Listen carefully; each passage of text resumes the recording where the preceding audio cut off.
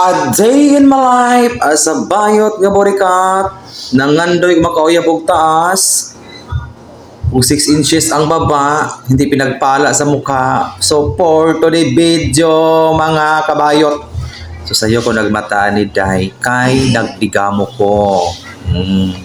So bintaha diri sa probinsya kay naara magitay kahoy nga masugnod, so makatipid ra ta bahala day kung sa kamahal ang gas. So ana ra gyud laban sa kinabuhi o kaning ang kaldero nga akong gilungagan nga mas puti pa sa kuhang naong, so ako na siya pag-exist na tubig. Kaya ato naman na siyang lumdan ani among mahalon nga bugas nga tag 46 ang kilo wa gabae mo o di pa man mas short pa man tong isa ka. Happy ba na mag-voice over ta basta man natong tuwa. Ako na po siyang lundan og balik kay para masaka sa muha kay pito may kabok mangaon. Umanaan na ang paglunod nako, ato na po na siyang tugkay-tugkayon para dili siya mudukot. Sa katong dili kabalo, bulong ag og mais, ingana ra pagbukal tugkayon para dili mudukot. Pero kung napasmuhan ka, pwede rin mo padukutan kay tambal nas pasmo. Umanaan na, imo din na siyang kuhaan og mga exist water. Kay para dili dapat basa ang imuhang kanon pamati.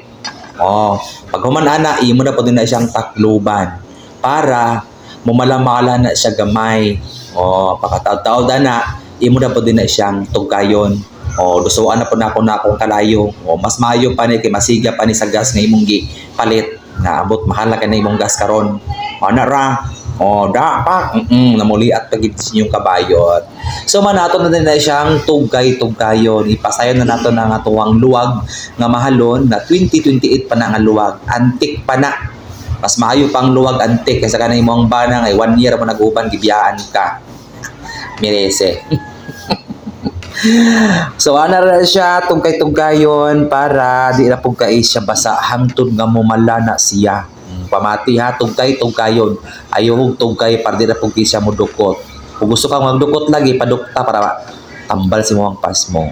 Takloban din nimo na ug pagkahuman ana dayon imo din na siyang akatan. Ang akat pagpasabot ana guys, bawasan nimo kahoy, bagar ang mabilin para maluto gina siya og taman-taman. Dili siya mahimong hilaw uluto. Kaya kung hilaw pa na, diha ibutang ang asin taklob sa kaldero. Wa kahuman manghugas sa butaning plato. Di ba? Sumura na tagkuan ani. Lupi pa na toy duhay bana ani. Tagsayo ra jud ko mo mata guys kinunot sa kuwang pangidaron. Diba? Pag inahuman, ang hugas pag itawag plato. Pag kumanaan na po na yun guys, mga pinarin ko sa kapinga stick.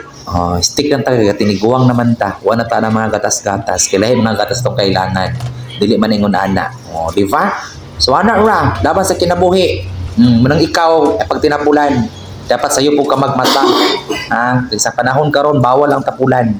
Kay mahal ang palaliton. So dapat, tanan lihok, way magtinapol.